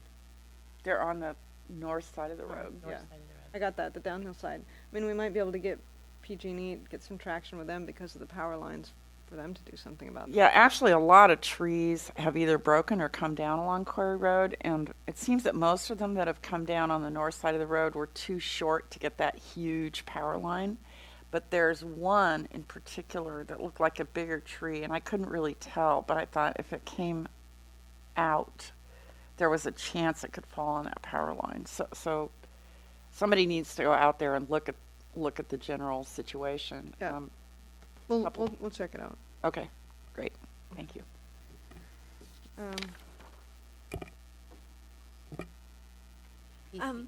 Bob, can you send us, those of us on the Education Outreach Subcommittee, a reminder to make a date, please? Sure. Thank you. So just quickly, we met with the Communications and Outreach Manager for Peninsula Clean Energy, and I think I talked about this last month already, that 20% of the people, or maybe it was at the subcommittee, Yeah, I think it was 20% of the subcommittee. county have been enrolled in the fall, so it's an opt-out process. You're enrolled, and then you have 3 chances to opt out. And the remaining 80% of all of the county is going to be with their next 1 or 2 electrical bills put into the program. So they're trying to do widespread outreach.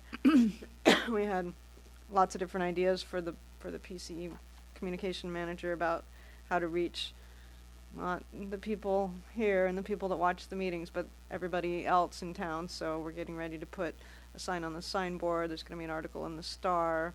We're having a note on the bottom of this upcoming water bill, actually both signboards.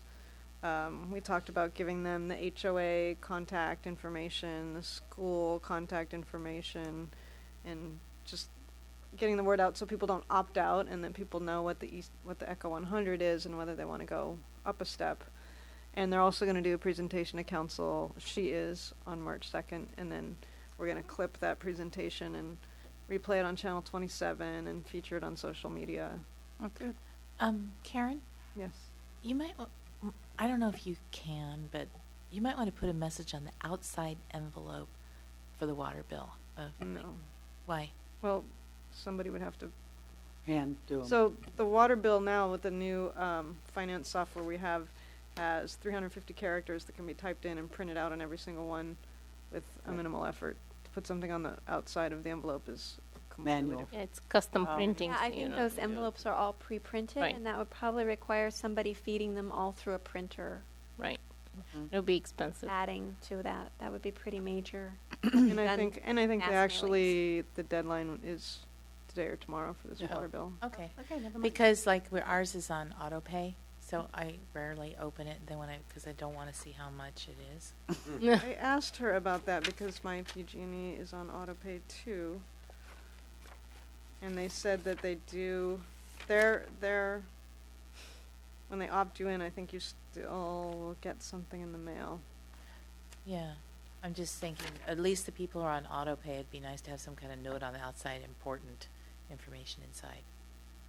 The fact that you get a bill? You don't get Yeah, we get a bill. Oh, because I'm on auto pay, I don't even get.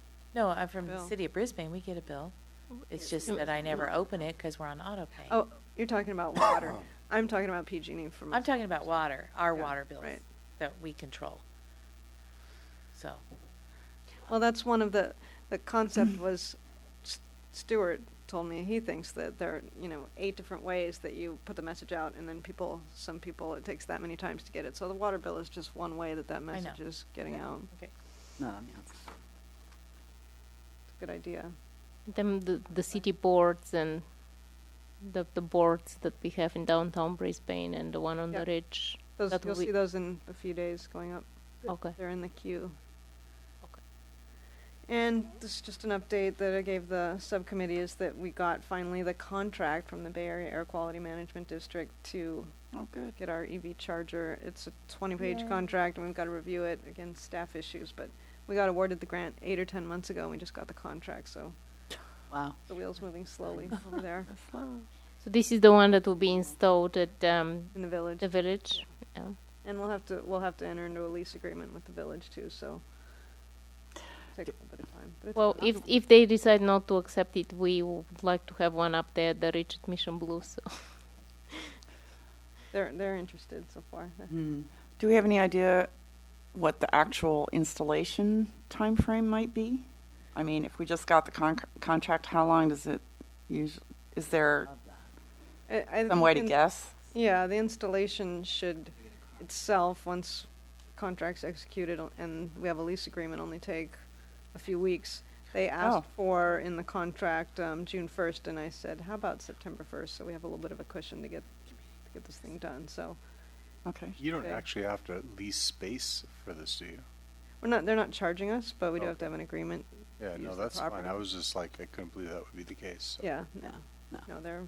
it's It's away 'cause we're at the end of good for them too, because it brings people, it ends up being on maps of charging stations, and it brings people to the village to also shop while they're charging, so. and has the city determined how much will be charged for charging, or how would that work?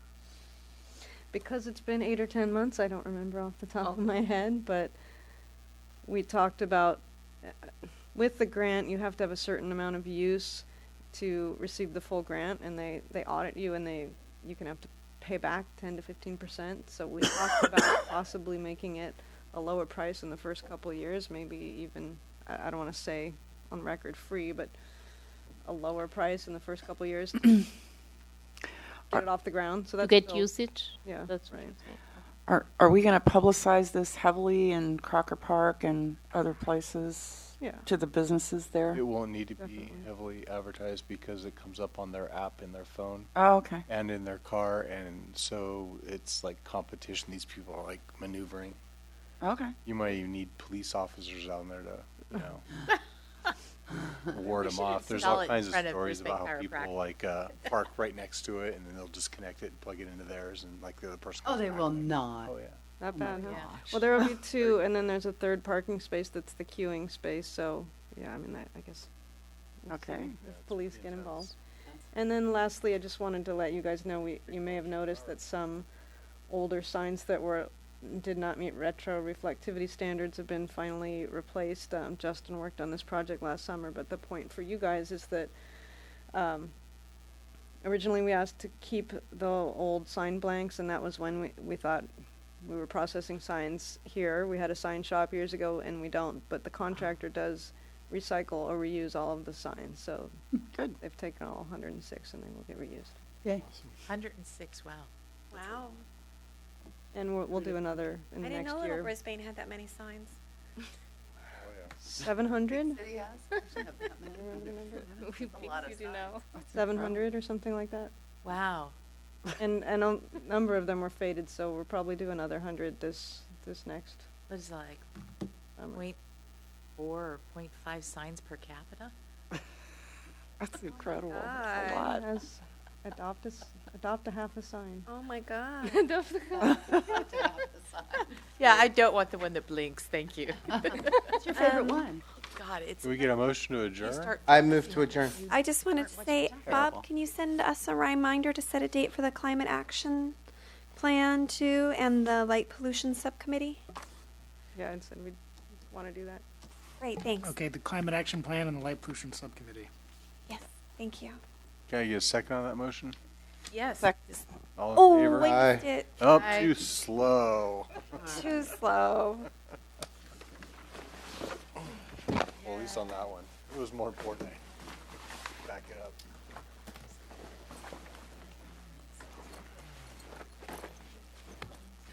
Okay, so Okay, I need to get from you. I think I have 4 left, I just need two.